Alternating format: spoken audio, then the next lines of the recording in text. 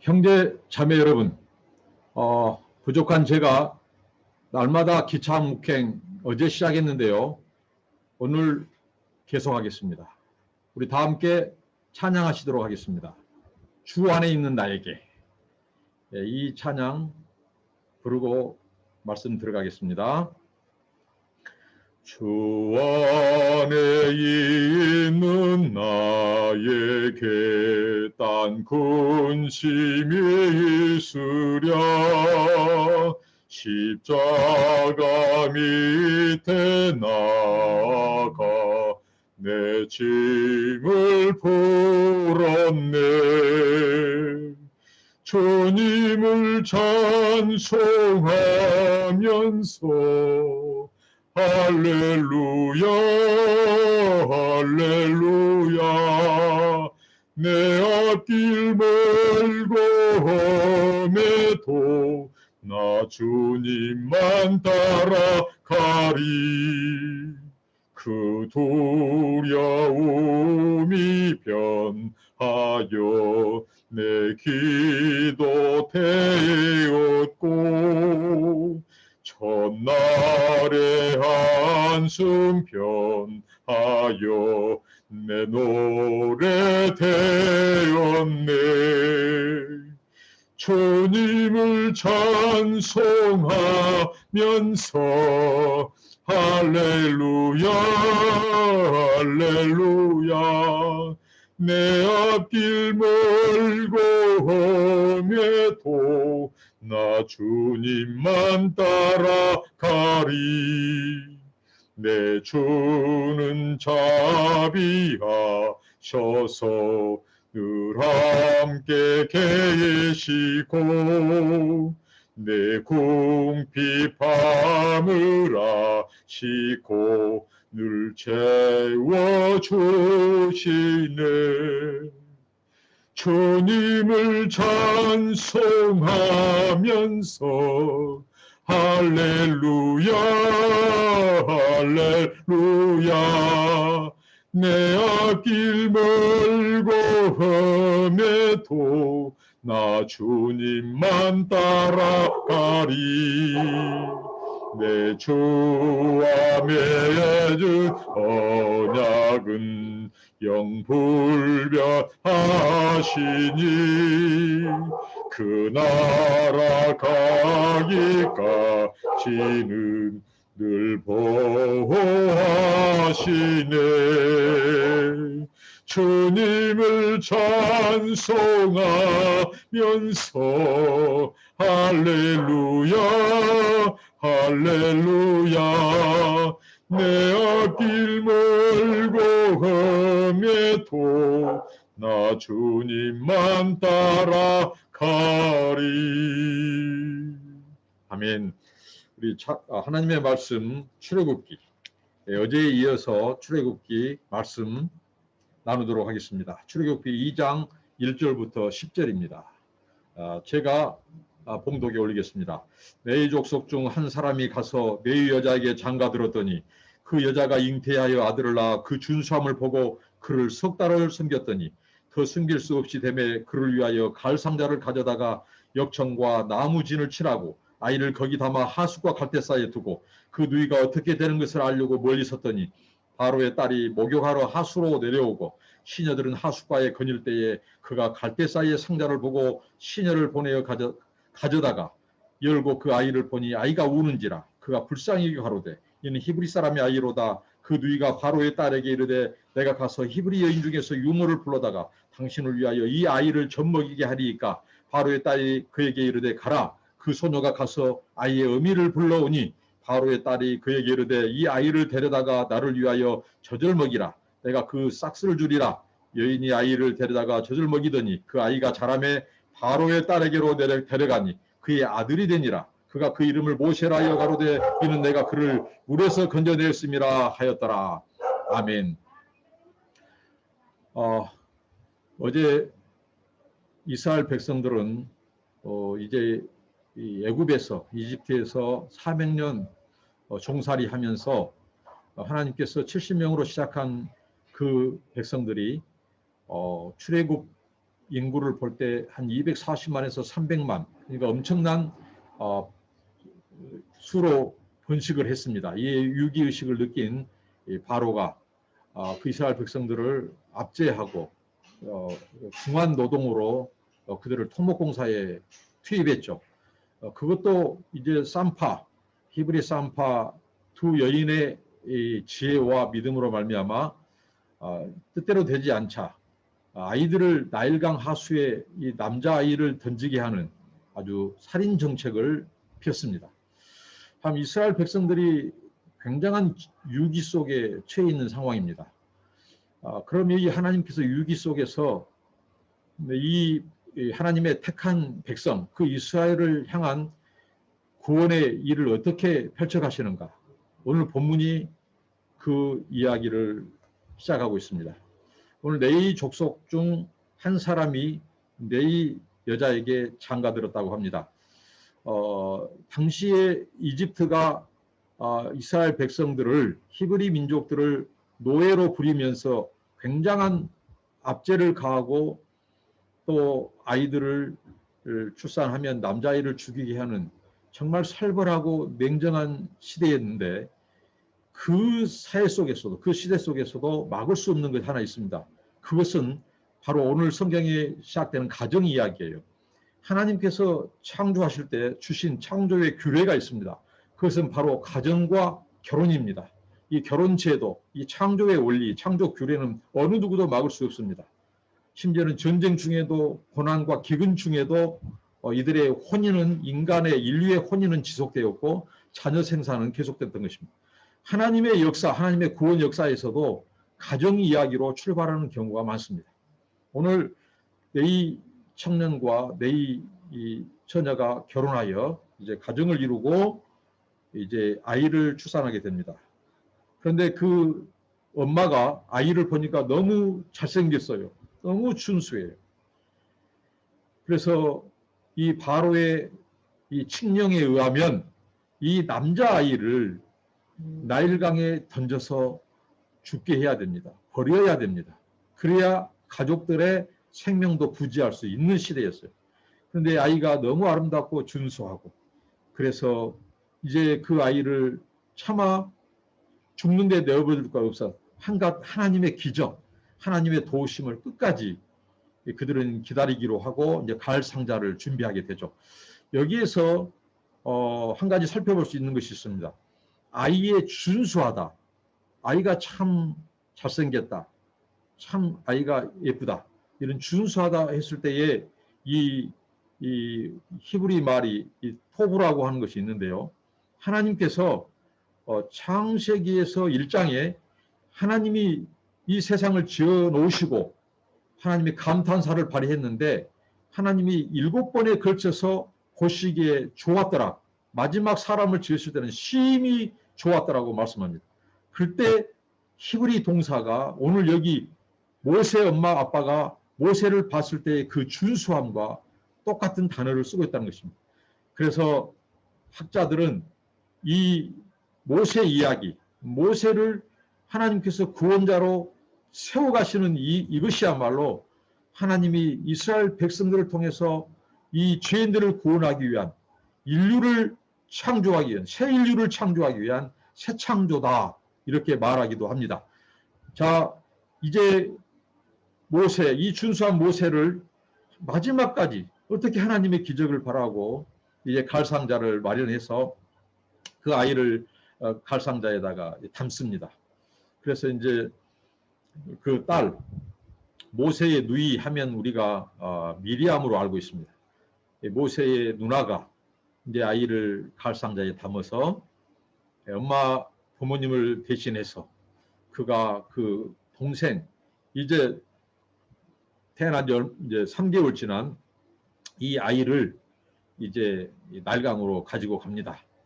그래서 이 소위 말하는 당시의 갈대숲, 이 나일강변에 자라고 있는 3m 높이의 이 파피루스라고 하는 그 갈대숲에 그 상자를 놓습니다. 이렇게밖에 할 수 없는 처지가 바로 이스라엘 민족의 처지입니다.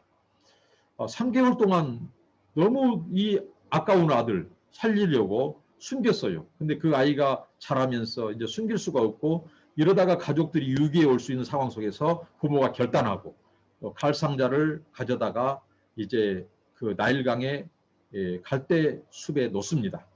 자, 여기에서 또 하나의 우리는 아주 재미난 묵상을 해볼 수 있습니다. 뭐냐면요, 이 갈상자입니다. 이 성경에 이 갈상자, 갈대 상자, 파피루스로 만든 이 갈대 상자에서의 이 상자와 또 노아 홍수 시대, 노아의 그 방주의 그 방주가 같은 단어를 쓰고 있다는 것입니다. 우리가 보통 테바라고 하는데요. 테바, 이 상자, 이 상자는 어린 이 아이 모세의 생명을 보호하는 그 이 피난처였습니다. 그리고 노아의 방주 역시 이 세상의 암수 짐승들 그리고 노아의 가족들을 살려주고 보호하는 이 피난처가 바로 방주였다는 사실입니다. 그래서 하나님께서 이 갈상자, 노아의 이 방주 같은 용어를 썼어요. 그러니까 이것은 우리 인간의 구원과 관련되어 있습니다. 모세를 살린 갈상자, 또 인류를 생명을 보존하는 이 노아의 방주, 이것은 그 안에 하나님의 놀라운 은혜, 사랑이 깃들어 있습니다. 저는 이 갈상자를 묵상하면서 정말 뭉클했습니다. 왜 그러냐면요. 이 하나님께서 우리 인생들, 우리들을 인도하시는 하나님의 손길, 인도하심에도요, 이 갈상자가 있더라고요. 자, 보십시오. 하나님께서 어린 모세를 살리는데 노아의 방주가 필요하겠습니까? 아니라는 것입니다. 어린 아이의 사이즈로, 이 물론 여행적인 사이즈만은 아니지만 하나님은 우리 인생에서 찾아오는 이 위기 앞에 우리에게 갈상자를 예배해 주셨다는 것입니다. 우리에게 베푸신 은혜, 우리의 믿음의 분량에 맞게 정말 우리를 보호하시기 위해서 모세를 감쌌던 그 갈상자, 정말 그래서 우리 가정을 보호하기 위해서 보내신 갈상자, 우리 교회들을, 위기에 만난 교회들을 또 지키고 보호하기 위한 갈상자, 또 나라와 민족을 보호하기 위한 큰 갈상자, 또 노아의 방주 같은 인류의 생명을 보존하고 노아의 가족들과 짐승들을 보호하고 생명을 살려주는 그 노아의 방주. 정말 이 갈상자의 은혜, 이 은혜가 있었기 때문에 오늘 저희가 여기까지 살고 있습니다. 이 은혜를 하나님께서 우리 형제 자매들에게도 주시기를 바랍니다. 그리고 이제 이 갈상자, 이제 그 파피루스 갈대 숲에 놓았습니다. 그 미리암이요. 그런데 놀라운 일이 일어납니다. 저는 성경에서 하나님을 묵상할 때 어떤 부분에서 은혜를 많이 받냐면요. 하나님의 섭리, 하나님의 이 일하심, 우리 인생의 배후에서 역사와 민족의 어느 개인의 배후에서 일하시고 앞서가시고 도우시고 보호하시고 공급하시고 그 지키시는 하나님의 섭리의 손길을 묵상할 때 가장 은혜가 되고 눈물이 났습니다. 그래서 저는 모세 이야기를 성경에 하나님의 섭리를 가르쳐주는 대표적인 본문으로 제가 설교하고 가르칩니다. 오늘 이게 보면 굉장한 하나님의 섭리가 있습니다. 자, 모세가 갈상자에 이제 버려졌어요. 그런데 3m 이 파피루스 숲에 여러분 왜 거기에 유협적인 요소가 없겠습니까? 그 나일강에 그 수초 속에 그 갈대숲에 사는 이 사람에게 생명을 가하는 뱀들도 독사들도 있었을지 모릅니다. 각종 해충들도 있었을지 모릅니다. 그런데 그 위기 상황 속에서 이제 그 아이 갈상자의 사람의 인기척 냄새를 맡고 얼마든지 짐승들이 달려들 수 있어요. 그런데 하나님께서 자 오늘 어떤 역사를 하십니까? 자 바로의 공주, 바로의 딸입니다. 바로의 딸이 목욕하러 나일강에 나오는 겁니다. 이게 하나님의 놀라운 섭리와 개입이 있어요. 왜 그러냐면요. 만약에 그날 바로의 공주가 몸이 정말 우리 고장 말로 간질간질 하지 않았더라면 정말 이 애굽에 가서 이 나일강 강가에 가서 목욕하고 싶은 마음 그 욕구가 안 일어났다면 어떻게 거기에 오겠습니까? 그리고 그 시간대 조금 이 갈대 상자를 놓기 전에 나일강 올 수도 있고요. 그리고 행여나 뭐 다른 짐승들에 의해서 갈대가 씌워지고 모세의 생명이 유태되고 없을 때 나타날 수도 있어요. 그런데 그 타이밍, 누가 이 타이밍을 조정한 하나님의 놀라운 섭리입니다. 그래서 이제 이 그동안 그 바로의 딸이 수없이 나일강에 목욕하러 왔겠지만 히브리 아이들의 그 생명을 담은 이 상자들이 둥둥 떠내려 가는 것을 보았을 거예요. 그런데 이것은 자기 아버지의 측량이에요. 이 노예 민족의 이 파리 목숨만도 못한 생명들을 그냥 떠내려가 죽게 내버려둔 거예요. 평상시에는 관심이 없어요. 그런데 그날 유독 저 파피루스 안에 있는 칼상자가 눈에 띄겠습니까? 누가 그 바로의 딸로 하여금 그 칼상자를 보게 했습니까? 우리 하나님은 0.1초도 오차가 없는 분이에요. 그래서 그 시녀들에게 저 칼상자가 뭔지 내게 가지고 와보라. 열었습니다. 근데 놀라운 또 하나의 하나님의 섭리가 펼쳐집니다. 그게 무엇입니까? 모세, 그 어린 아이 모세가 때마침 그 아이가 엉엉 우는 것이에요. 그 아이가 우는 거예요. 얼마나 애롭겠습니까? 얼마나 고독했겠습니까? 엄마 아빠 사랑을 받다가 뭔가 상자가 자기를 덮더니 정말 이 답답한 그 환경, 그 속에서 빛도 안 통하고 그 어린아이, 그 모세가 누군가 뚜껑을 열어줬을 때 얼마나 그 아이가 보채고 울었겠습니까? 이게 하나님의 섭리였어요. 이 아이의 울음소리가 바로의 딸의 심장에 꽂힙니다. 그래서 이 바로의 딸이 그 우는 아이에게 굉장한 사랑과 연민과 긍휼히 여기는 마음을 가졌어요. 그때 그 상황을 지켜본 저 강둑에서 그 자기 동생 칼상자를 지켜보던 그 미리암이 얼른 가서 그 공주에게 말합니다. 제가 이 아이의 유모를 찾아오겠습니다. 데리고 오겠습니다. 그래서 그 유모로 젖을 먹이게 하면 좋겠습니다. 그래 참 좋다. 그렇게 허락했습니다. 이게 하나님의 보통 섭리와 계획이 아니고 어떻게 일어날 수 있습니까? 그렇게 해서 이제 모세는 애굽의 궁정 안으로 들어갑니다. 정말 이 유모는 모세의 어머니 요게벳입니다. 돈 하나 안 드리고 오히려 애굽 왕가에서 주는 이 양육비를 받고 그 국고 양육비를 받으면서 자기 친아들을 양육하게 된 거예요. 정말 여기에서 우리가 생각할 수 있는 놀라운 것은 바로 모세 어머니의 히브리 민족에 대한 이 정체성 교육이지 않았겠는가. 누가 듣지 못하게 아무도 없었을 때 그 아이에게 그 어머니는 알아듣든 못 알아듣든 이제 그 아이가 이제 이 서너 살은 아직 안 됐지만 이제 계속해서 말하는 거예요. 모세야, 너의 민족은 히브리 민족이다. 너의 민족을 향한 하나님이 우리 민족을 향한 하나님의 계획이 있단다. 너는 이 민족을 잊지 말아라. 하나님이 이 민족을 언젠가 불쌍히 여기시고 저 아브라함 할아버지에게 주셨던 약속을 이루실 거야. 너는 그것을 기억해야 된다. 이렇게 정체성 교육을 가르쳤습니다. 이 정말 하나님의 섭리가 놀라운 것은 이 바로는 히브리 백성들을 말살할 정책을 가지고 있는 인종 청소, 인종 멸살 정책을 펼치고 있는 중이었습니다. 그런 와중에 하나님은 이스라엘의 구원자, 자기의 택한 백성을 구원할 자를 바로 바로의 궁정 안으로 보냈던 거예요. 바로의 턱 밑까지 치고 들어가도록 하셨습니다. 정말 아이러니가 아닐 수 없습니다. 누가 하나님의 이 기기묘묘한 일을 누가 측량할 수 있겠습니까?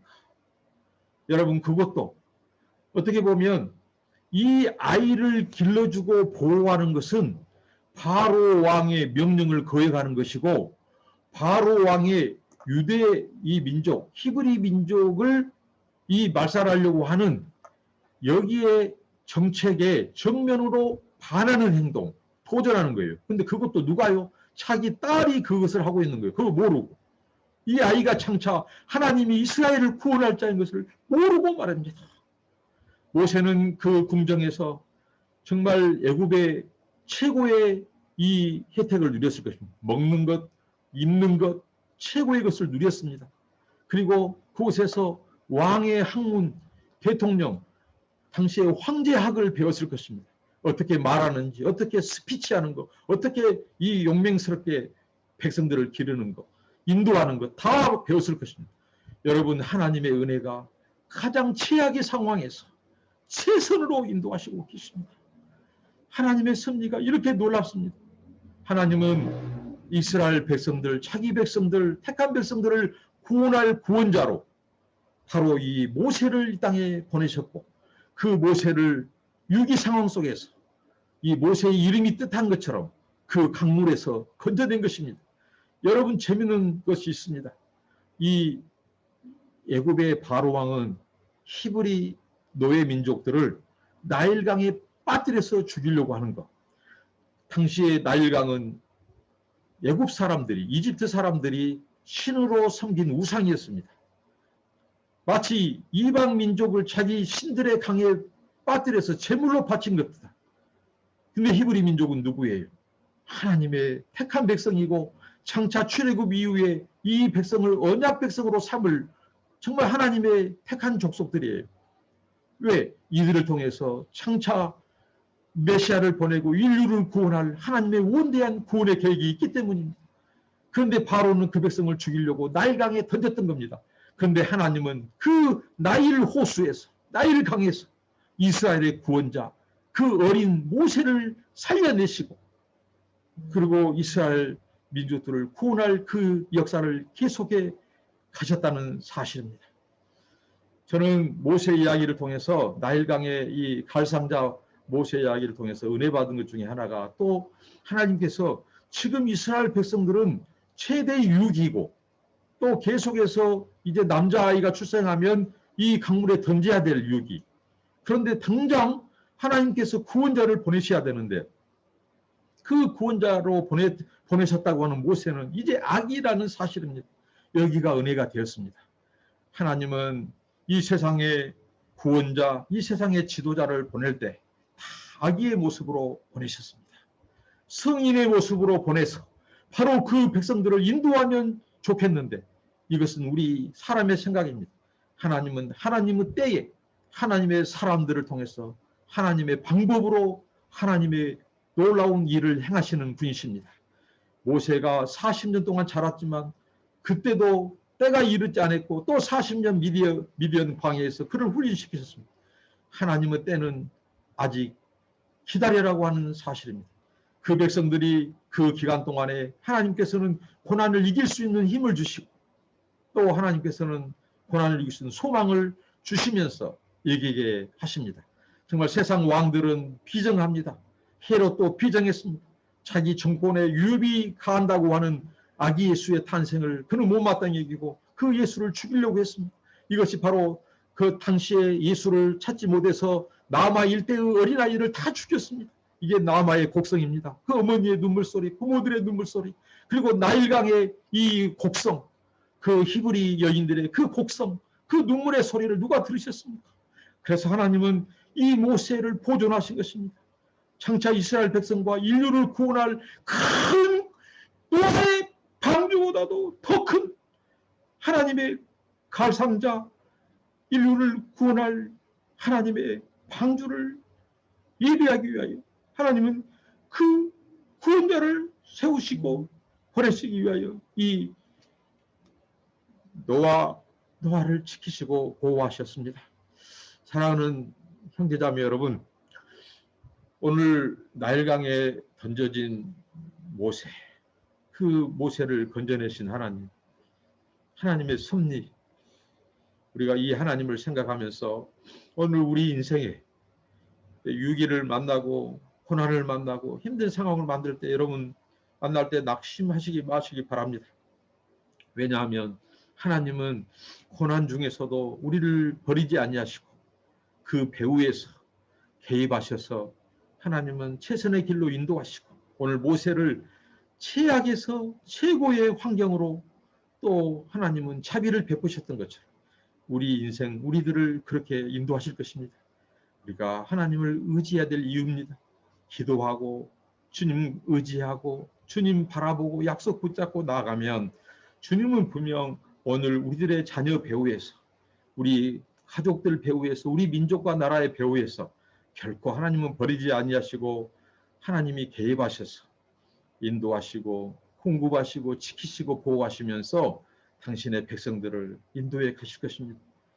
바로 저와 여러분들은 하나님의 택한 족속이요 자녀요 백성들입니다. 여러분 힘을 내십시오. 하나님이 함께 하십니다. 기도하겠습니다. 하나님, 모세를 저 애굽의 강에서 죽음의 유업 앞에서 살리시고 건져내신 하나님, 그래서 바로의 공주의 눈에 띄게 하시고 애굽의 그 궁정에 들어가게 하셔서 그를 이스라엘 백성들을 구원할 구원자로 아버지께서 준비하신 위대한 하나님의 인도하심과 섭리를 보았습니다. 저희들의 삶 속에서도 지금까지 인도하셨던 것처럼 하나님의 권능과 섭리로 찾아와 주시고 개입하셔서 저희들을 통해서 주님의 뜻을 이루어 주시옵소서. 우리의 눈물이 변하여 찬송이 되고 슬픔이 변하여 기쁨이 되게 하옵소서. 주님만 바라봅니다. 은혜를 주옵소서. 예수님의 이름으로 기도하옵나이다. 아멘. 사랑하는 형제자매 여러분, 오늘 또 이 말씀 붙잡고 하나님과 동행하는 하루가 되시기를 축복합니다. 감사합니다.